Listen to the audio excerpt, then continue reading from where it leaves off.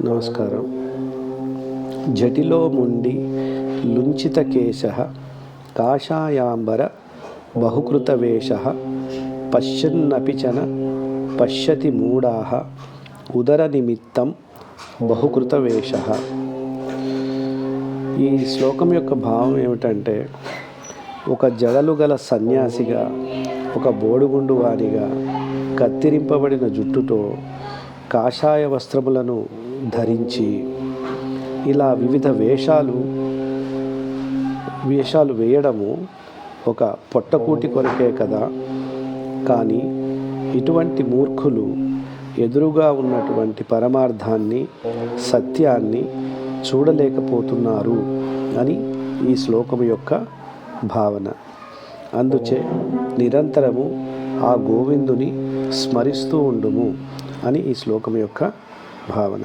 Survey జన సుఖినో భవంతు. నమస్కారం.